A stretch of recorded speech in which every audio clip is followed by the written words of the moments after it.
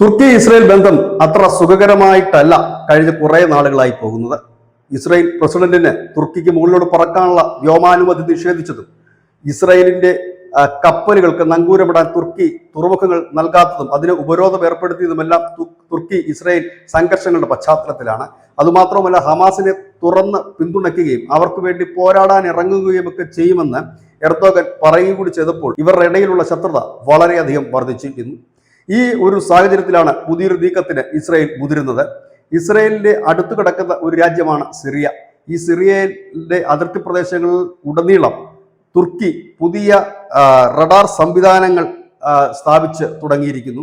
ഈ റഡാറുകൾ ഉപയോഗിച്ച് ഇസ്രയേലി വിമാനങ്ങളെ നിരീക്ഷിക്കുക, ഇസ്രയേലിന് ഈ ഇറാനെയും ഇറാഖിനെയും മറ്റുമൊക്കെ ആക്രമിക്കാൻ പോകുമ്പോൾ അതിന്റെ സിഗ്നലുകൾ പിടിച്ചെടുക്കുക തുടങ്ങിയ ഉദ്ദേശങ്ങളോട് കൂടിയാണ് തുർക്കി ഇത്തരത്തിൽ അവിടെ റഡാറുകളും മറ്റും സ്ഥാപിച്ചിരിക്കുന്നത്.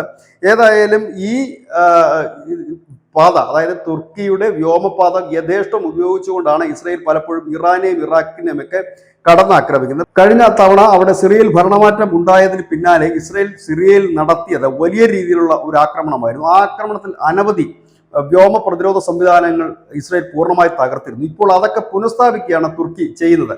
ഏതായാലും ഇറാനെയും ഇറാഖിനെയും സഹായിക്കാനാണ് തുർക്കി ഇങ്ങനെ ചെയ്തത് എന്ന് തുർക്കി പ്രത്യക്ഷമായി തന്നെ പറയുന്നൊരു സാഹചര്യം. ഒപ്പം തന്നെ ഇപ്പോൾ ഗസയിലുള്ള ആ സമാധാന ഉടമ്പടിയുടെ ഭാഗമായി തുർക്കി കൂടി ആ അന്താരാഷ്ട്ര സേനയുടെ ഭാഗമാകുന്നതിനും ഇസ്രയേൽ എതിർക്കുന്നു. ഏതായാലും ട്രംപിനെ കണ്ട് ഈ വിവരങ്ങൾ അറിയിക്കുന്നതിന് വേണ്ടി ബെഞ്ചമിൻ നെതന്യാഹു ഉടൻ തന്നെ വാഷിംഗ്ടണിലേക്ക് പോകും എന്നുള്ളതാണ് വിവരം. അങ്ങനെ ട്രംപിൽ നിന്നൊരു അനുകൂല നിലപാട് വന്നാൽ ഒരുപക്ഷെ തുർക്കിക്ക് നേരെ ഇസ്രയേൽ ആക്രമണം നടത്തിയേക്കാം. നിലവിൽ നാറ്റോ സഖ്യരാജ്യമാണ് തുർക്കി. അതുകൊണ്ടാണ് തുർക്കിക്ക് നേരെ പൊടുന്നനെ ഒരു ആക്രമണത്തിന് ഇസ്രയേൽ മുതിരാത്തത്.